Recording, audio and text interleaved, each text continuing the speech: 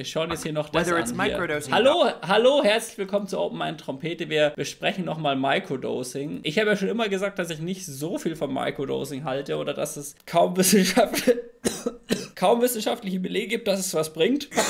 Und hier ist es eine Studie, die sich damit beschäftigt. Beziehungsweise ein Video, was sich damit beschäftigt. Ich muss mal kurz was trinken. Whether it's microdosing.com, thousands of online articles touting microdosing's positive effects, or the fact that microdosing is now a multi-billion-dollar industry, taking small amounts of psychedelics is now the it thing to do. While you can technically microdose any drugs, microdosing psychedelics like magic mushrooms and LSD are where most of these positive claims are coming from. But the scientific results of microdosing are only really coming in now. So is microdosing actually one of the biggest scams of the 2020s? This is Psychedelic Science. To start, how does microdosing work?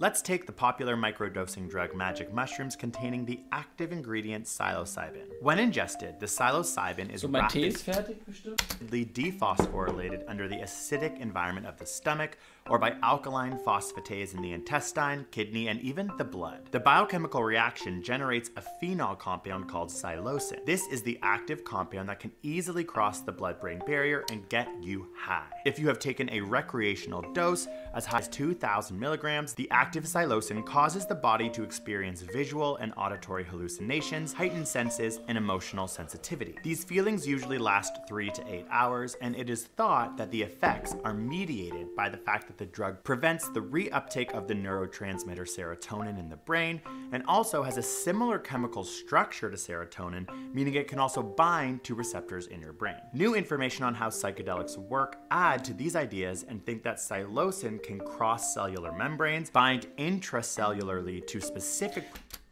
which cause neuroplastic effects, essentially making your brain work in new ways. Either way, it causes your brain to biologically perceive and experience things without a real stimulus, also known as hallucinating. Now, there is some pretty exciting research showing that this altered consciousness created by a recreational dose of psilocybin could help with symptoms of major depressive disorder. There are also other promising studies explaining how the drug's ability to alter your brain activity could help neurological connections in the brain that could mitigate the effects of anxiety disorders, depressive disorders, and attention deficit disorder. As well, full doses of LSD might have anti-inflammatory properties that are related to depression and could help with depression. But these studies are not about microdosing. These studies involve full doses of the drug. Microdosing means you take 1/10 to 1/20 the recreational dose. So instead of taking...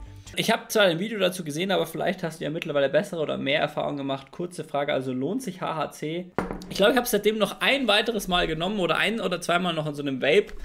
Und das Ding ist, also schwierig zu sagen, weil ich bin ja der Meinung, dass sich nicht mal THC lohnt. Also finde halt selbst Weed etwas overhyped. 1,000 milligrams, you are taking between 100 to 200 milligrams, and most often once every 3 days, keeping the doses low enough that you don't feel any of the physiological alterations of consciousness from the Also die Frage ist, also wenn du sicheren Zugriff zu Weed hast, zu normalen THC, dann denke ich mir nicht so, dann würde ich mir jetzt nicht denken, so, ah ja, dann musst du auf jeden Fall auch HHC probieren. Also ich finde die Wirkung, also long story short, ich finde die Wirkung sehr ähnlich. Das ist das Einzige, was ich dazu sagen kann.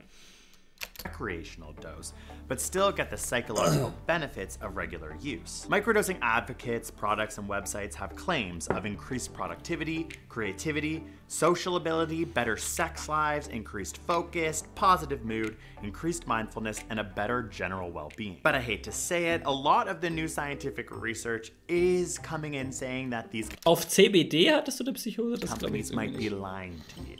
And the reasons are surprising. To start, one of the biggest issues is that the claims from these Ich glaube nicht, dass sie lügen. Ich glaube einfach, dass sie selbst glaubt, dass es wirkt. Microdosing websites and advocates are too broad to study. The claims are so wide-ranging that it leads to too many variables when trying to create a scientific study that can stand up to scrutiny. Claiming that microdosing will make you more productive, creative, have better sex, or just enjoy life more is extremely broad and not usually how drugs work. Okay, enjoy life more. Also ich glaube, wenn du da eine kleine Dosis nimmst, also das brauche ich ohne. Also das Ding ist, den Part, den ich beim Microdosing immer kritisiere, ist, dass die Leute schreiben, ja, man wird da so viel produktiver, effektiver und so. Das ist halt der Hauptpart, wo ich halt stark anzweifle.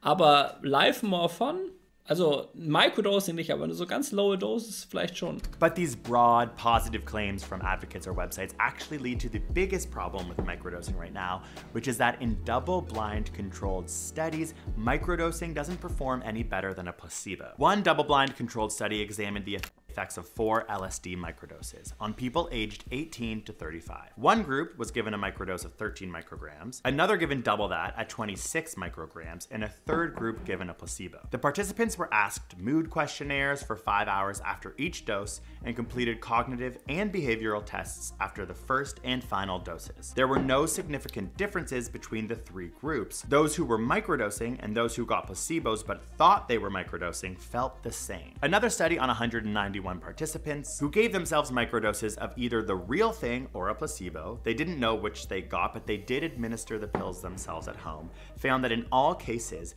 they had improved psychological outcomes significantly from the baseline, but there was no significant difference between the people taking a real microdose or those taking a placebo. The researcher actually said as the results came in, when we started this study, our vision was that we'll be the heroes to prove that microdosing works. Our results were somewhat disappointing. The microdosing community was pretty bummed out. Another study found that there were changes in brain activity in those who were microdosing psilocybin, but it was not a double-blind placebo test. They were aware that they were microdosing.